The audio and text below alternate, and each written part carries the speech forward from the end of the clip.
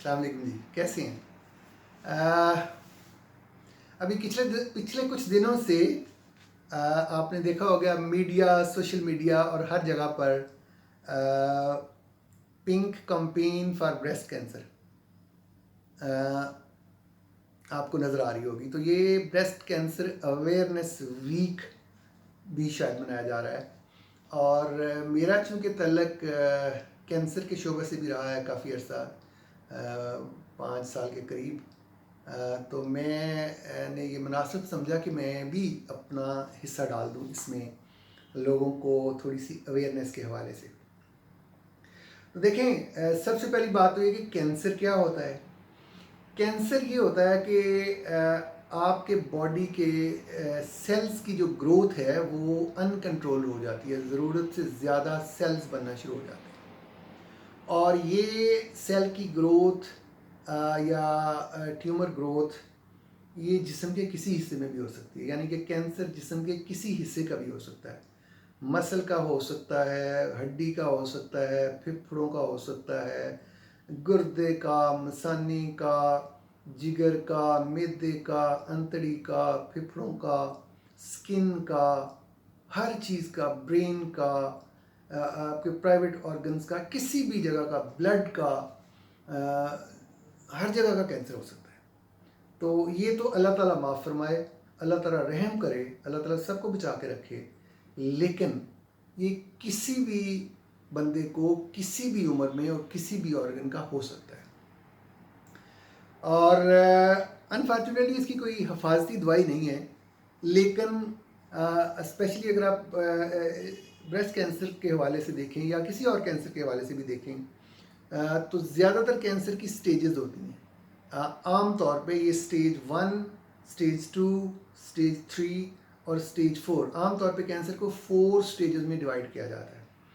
और जितनी जल्दी आप इस कैंसर को पकड़ेंगे, डिटेक्ट करेंगे, उतना ही ज़्यादा चांस है कि ये आप इससे हमेशा हमेशा के लिए निजात हासिल कर सकेंगे। लेकिन जितना डिले हो जाएगा, जो ही ये डिले हो जाएगा, तो जब ये स्टेज 4 पर पहुंच जाता है, स्टेज 4 का मतलब ये होता है कि एक प्राइमरी ऑर्गन, फॉर एग्जांपल ये लिवर से शुरू हुआ या ये मैदे से शुरू हुआ, तो अल्टीमेटली ये बजरिया खून या लिम्फेटिक्स ये जिस्म के दूसरे हिस्सों में पहुंच जाता है, तो उसको स्टेज 4 कहते हैं। तो स्टेज 4 पर इसके ठीक होने के, ठीक मींस क्योर होने के चांसेस कम हो जाते हैं। अब चलते हैं ब्रेस्ट कैंसर की तरफ। तो ये अनफॉर्चुनेटली हमारे मुआशरे में शायद ये बड़ा एक ऐब समझा जाता है। ये बड़ी मायूब सी बात समझी जाती है कि हमारी ख़वातीन, बहनें, बेटियां, मतलब वो ये जो ब्रेस्ट का वर्ड है इसको यूज़ करना बड़ा मुश्किल समझा जाता है। और उनके लिए ये सिर्फ़ वो अपनी किसी ख़ातून से ही या माँ बहन से ही जिक्र कर सकते, वो भी कई दफ़ा बड़ा मुश्किल हो जाता है, जिसकी वजह से ये डायग्नोसिस और तशख़ीस में बहुत डिले हो जाता है। तो एक तो ये कि इसमें कोई, जिस तरह कहते हैं ना, शर्म में कोई शर्म नहीं होनी चाहिए। तो जब आप किसी मुश्किल में हैं, किसी तकलीफ़ में हैं, तो मेरे ख्याल से ये वाली बात अपने भाई से या बाप से या अपने मियाँ से तो चलो बंदा कर ही लेता है, तो एक बेटे से, किसी से भी ये वाली बात शेयर करने में कोई शर्म नहीं होनी चाहिए, ताकि आपकी जल्दी तशख़ीस हो और अच्छा इलाज हो सके।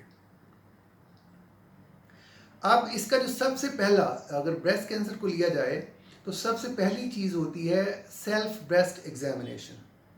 तो ये मेरे ख्याल से हमारी जो ख़वातीन हैं उनको हर 3 महीने बाद अपना ख़ुद से अपनी छाती का जो है वो ख़ुद मुआयना करना चाहिए कि क्या इसमें कोई गिल्टी महसूस तो नहीं हो रही, इसकी कोई शक्ल में चेंजेस तो नहीं आ रही, ऊपर स्किन में या निप्पल में कोई चेंज तो नहीं आ रही, और इसके अलावा फिर बगलों में या गर्दन में कोई गिल्टी महसूस तो नहीं हो रही। तो ये एक स्पेशली अगर मैं कहूँ तो ब्रेस्ट के बाद आपने ये गर्दन को देखना होता है, गर्दन के बाद अपने दोनों आर्म पिट्स को देखना होता है, तो यहाँ गिल्टियों को चेक करना ज़रूरी है। अब जो ही आपने इन गिल्टियों को चेक कर लिया, अल्लाह ना करे, खुदा न खास्ता, अगर ये गिल्टी नज़र आ जाती है या महसूस होती है, तो अगला स्टेप ये होता है कि फिर सेल्फ ब्रेस्ट एग्जामिनेशन के बाद इसको मेमोग्राफी एक स्पेशल किस्म का एक्सरे होता है जिसमें ब्रेस्ट टिश्यू में अगर कोई गिल्टी नज़र आए तो वो गिल्टी उससे देख ली जाती है। आम तौर पे कहा यह जाता है कि 35 साल के बाद की ख़वातीन को हर साल अपनी मेमोग्राफी, स्क्रीनिंग मेमोग्राफी करवानी चाहिए। जो ही आपको कोई अगर मेमोग्राफी में अगर गिल्टी नज़र आती है तो गिल्टी अगर है, अब गिल्टी का मतलब ये नहीं है कि ये कैंसर ही होगा। ख़वातीन में बहुत दफ़ा ये एक नॉर्मल बिनाइन, जिसको फाइब्रो एडिनोमा कहते हैं, तो ये एक बेज़रर सी गिल्टी हो सकती है, या कई दफ़ा हेयर फॉलिकल का इन्फेक्शन हो सकता है, या एब्सेस भी हो सकती है, और खुदा न खास्ता ये कैंसर भी हो सकता है। तो अब ये कैसे पता चलेगा? मेमोग्राफी के बाद आपको इसका अल्ट्रासाउंड से भी कंफर्म देखा जा सकता है, और उसके बाद डिसाइड किया जा सकता है कि आया कि इसको बायोप्सी कौन सी करवानी है। आमतौर पे इस सिचुएशन में एफएनए की जाती है। एफएनए का मतलब होता है कि बारीक सी सुई डाल के तो उसको उस गिल्टी में से थोड़ा सा aspirate, fine needle aspiration cytology, उसको मवाद लिया जाता है, उस मवाद को लेबॉर्ट्री में भेजा जाता है, और वो फिर हिस्टोपैथोलॉजी वाले स्पेशलिस्ट डॉक्टर्स होते हैं जो कि इसको देख के रिपोर्ट देते हैं। लेकिन एफएनए से जो बेहतर चीज़ है वो है ट्रू कट बायोप्सी और कोर बायोप्सी। वो थोड़ी सी एफएनए से मोटी होती है, और उसका ये फ़ायदा होता है कि उसमें ज़्यादा चांस और उसकी यील्ड और बेहतर होती है। इसके अलावा बायोप्सी की एक और किस्म है जिसको आप एक्सीजन बायोप्सी कहते हैं, यानी उसके लिए आपको सर्जन से रब्ता करने की ज़रूरत हो सकती है, और वो सर्जन उस पूरी गिल्टी को निकाल के तो उसका मुआयना करते हैं। अब ये जब इसकी एक्सीजन बायोप्सी या ट्रू कट बायोप्सी की जाती है तो उसके साथ साथ बहुत सारे और भी टेस्ट होते हैं जो कि उस बायोप्सी के टिश्यू पर किए जाते हैं। उनमें से एक तो है इम्यूनोहिस्टोकेमिकल स्टेन्स, मतलब वो मुख्तलिफ किस्म के स्टेन्स होते हैं, क्योंकि ब्रेस्ट कैंसर की आगे फर्दर फिर 4-5 किस्म की हिस्टोलॉजिकल टाइप्स होती हैं, तो उसमें से वो टाइप का डिसाइड करना होता है। और इसके अलावा फिर कुछ और स्पेशल टेस्ट होते हैं, जिनमें से एक है HER2 न्यू टेस्ट, और फिर एक ER और PR, ईस्ट्रोजन रिसेप्टर्स और प्रोजेस्टेरोन रिसेप्टर्स, जो कि आपका इसकी प्रोग्नोसिस और इसका जो है हार्मोनल ट्रीटमेंट शुरू करने के लिए हेल्पफुल होते हैं। तो ये सारा जब आपकी बायोप्सी कंफर्म हो जाती है कि खुदा न खास्ता आपको ये कैंसर है, तो फिर अगला स्टेप ये होता है कि इस कैंसर की स्टेज का तयन किया जाए। स्टेज की तयन के लिए एक क्लासिफिकेशन हो सकती है जिसको TNM क्लासिफिकेशन कहते हैं, यानी कि ट्यूमर का साइज T, लिम्फ नोड की involvement, lymph node, and M for metastasis. Metastasis का मतलब ये होता है कि ब्रेस्ट से निकल के आगे क्या ये आपके फेफड़ों में, हड्डियों में, या लिवर में, या ब्रेन में, या खुदा न खास्ता किसी और ऑर्गन में तो नहीं फैल गया हुआ। और जो लिम्फ नोड्स हैं, लिम्फ नोड एक तो इसके रीजनल लिम्फ नोड्स होते हैं जो कि यहाँ पर अंदर इंटरनल मेमोरी लिम्फ नोड्स होते हैं, फिर यहाँ पर एक आपकी हड्डी है, हंसली की हड्डी, क्लेविकल, इसके ऊपर लिम्फ नोड होते हैं, गर्दन के एंटीरियर सर्वाइकल लिम्फ नोड होते हैं, पोस्टीरियर सर्वाइकल लिम्फ नोड होते हैं, और स्पेशली एक्सिलरी, इसके एक्सिला में जाने के चांसेस ज़्यादा होते हैं। तो ये बेस्ड ऑन दिस आपका ट्यूमर का साइज़ कि वो कितने सेंटीमीटर का है, बेस्ड ऑन के ये कितने लिम्फ नोड्स में गया हुआ है या नहीं गया हुआ, और जिस्म के और किस हिस्से या किस ऑर्गन में गया हुआ, तो इसकी स्टेजिंग की जाती है। अब स्टेज इसकी कोई भी हो सकती है, 1, 2, 3, 4।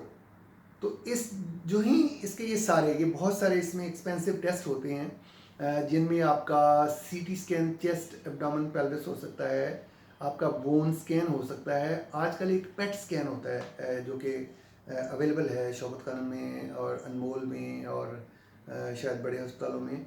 तो ये पेट स्कैन आपको इस कैंसर की एग्जैक्ट डिस्ट्रीब्यूशन बता देता है कि ये कहाँ कहाँ तक फैला हुआ है। तो उस स्टेज के मुताबिक और उस हिस्टोलॉजी की रिपोर्ट के मुताबिक फिर ये डिसाइड किया जाता है कि इसकी ट्रीटमेंट जो है ना वो कौन करेगा। अब ट्रीटमेंट की ऑप्शंस को अगर देखा जाए तो इसमें 3-4 ऑप्शंस होती हैं। ये ट्रीटमेंट्स के लिए मैं अलग से एक वीडियो बनाऊंगा इंशाल्लाह। तो अब सबसे पहली ऑप्शन तो ये है कि अगर आपका ट्यूमर जो है वो छोटा है और कहीं फैला नहीं हुआ तो हो सकता है कि आपको सिंपल सर्जरी की ज़रूरत पड़े और उसके बाद कुछ भी ना करना पड़े। जैसे जैसे स्टेज बढ़ती जाती है तो सर्जरी के बाद फिर कई दफ़ा होती है कि आपको अगर ट्यूमर का साइज़ बड़ा है तो वो सर्जरी से पहले कीमोथेरेपी देनी पड़ती है। तो वो कीमोथेरेपी को न्यू एडजुवेंट कीमोथेरेपी कहते हैं। कई दफ़ा ये होता है कि आपको सर्जरी करके सर्जरी के बाद कीमोथेरेपी देनी पड़ती है और उसको एडजुवेंट कीमोथेरेपी कहते हैं। और कई दफ़ा ये होता है कि आपको उस कीमोथेरेपी एडजुवेंट के बाद आपको रेडिएशन थेरेपी भी देना पड़ती है। तो वो श्वाओं का इलाज उसको कहते हैं। सो बेसिकली ये 3 मॉडलिटीज़ हैं: सर्जरी, कीमोथेरेपी एंड रेडियोथेरेपी। तो इसका डिसाइड कौन करेगा? ये डिसाइड जो है ये आपके जो ऑन्कोलॉजिस्ट हैं वही करेंगे इंशाल्लाह। ठीक है जी। तो अगली वीडियो में इंशाल्लाह मैं इन ट्रीटमेंट ऑप्शंस पर थोड़ी सी बात करूँगा। अपना ख्याल रखिएगा। इसको तशख़ीस करने में आप उम्मीद है कि अपना ख्याल रखेंगे और टेस्ट करवाने से ना घबराएं, रिपोर्ट करने से ना घबराएं। अल्लाह आपका हामी नासिर होगी। अस्सलाम वालेकुम।